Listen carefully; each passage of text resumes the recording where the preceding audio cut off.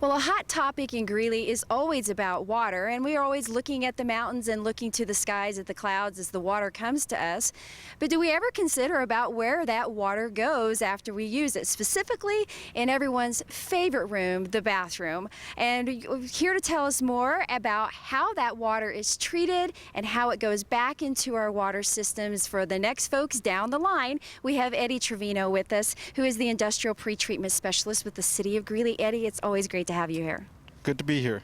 Well, for those who may not realize, it's hard to believe that people wouldn't realize that somehow that water, once it's flushed, it gets cleaned. But that's what you guys do out here. Can you give us a little bit of an idea of what does happen out here at the treatment facility? Sure. Well, basically, whenever anybody uses the toilet, the shower, the kitchen sink, their laundry, doing their laundry, all of that wastewater comes down through our collection system and travels down here to the plant, where it comes in and basically goes through several processes whereby bacteria will break down that material, and we separate that sludge that forms from the bacteria.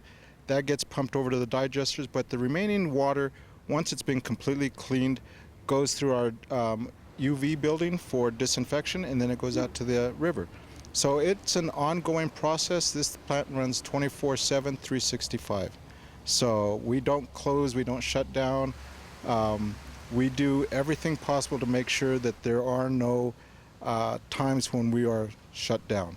That's right, and that can be very important. And, you know, we always, like I said, we kind of take advantage of and just say, oh, well, the pipes always work, Right. but they don't always work. And of course, I know, especially having been involved in some of the flooding that we've had in the area, that definitely affects the treatment facility. And I know that you guys put in a lot of hours when that happens. Yes, because even though it may not completely overflow the banks and come onto the plant, that water does still seep into the ground, and it can seep into our collection system, and that's known as infiltration. So we're always watching to see, because last year when we had the major flood, our flow actually increased above what we're rated for, and the plant held up beautifully. Yeah. So I have to give kudos to the guys that work here. They've done a fantastic job, and they're always making sure that the citizens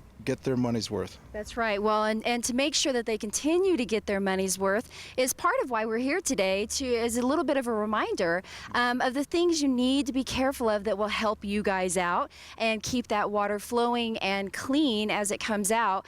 And one of those themes, and we've talked about that before, is not flushing like prescription drugs or even chemicals down those drains. Yes, that is one of the biggest issues that faces this nation right now, is the amount of pharmaceuticals and personal care products that are ending up in our waste stream.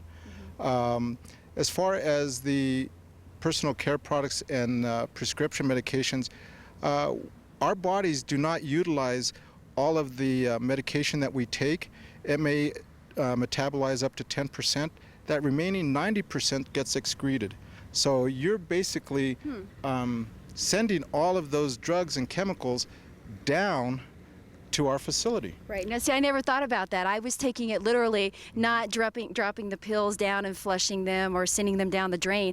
Never even thought about that. Right. Whatever comes from my body still continues to go through that system. Still continues to go through. So that is a good point, and I, again, never thought about that. So hopefully there's some folks at home that also kind of realize that. Some other things we want to make sure that people aren't flushing, and this surprises me every time, trash. Yes, for whatever reason, people sometimes will do their cleanup, may sweep the floors, and the trash that they collect, if they're right by the bathroom, I've known people that just put it in there thinking, I can flush this down.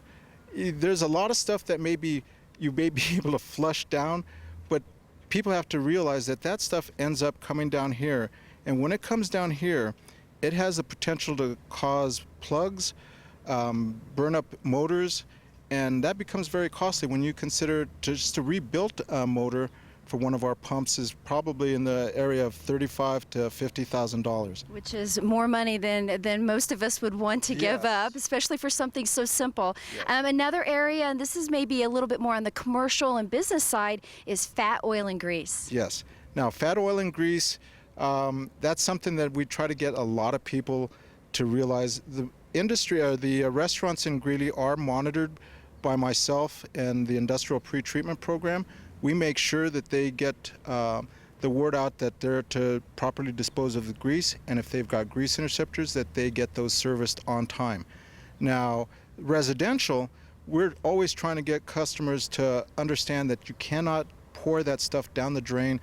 If it causes a plug, it could cause a backup, not just for yourself, but for your neighbors, and that becomes costly because then you become responsible for that cleanup. Right. So we always are trying to get people to not pour that stuff down the drain. All right, so some good tips there. One other tip that I want to let our viewers know about is that you guys also have tours out here that folks can take part in. Can you tell us a little bit about that? Yes, I encourage any of the citizens to come out, bring their families, but if you need to come out and see for yourself what goes on out here, because a lot of this stuff is underground, it's out of sight, out of mind, and we do provide a very essential service for the community. We make sure that nobody gets sick from dysentery because raw sewage is flowing in the river. Exactly. All right. Well, thank you so much, Eddie. And hopefully folks will take heed and start helping out. I know things some have improved a little bit. Yes. We want to continue as our community grows that we keep our pipes flowing. So thank you again so much for being here today. Well, thank you, Amy. All right. And again, if you're interested in taking part in one of those tours, give Eddie a call at 350-9724.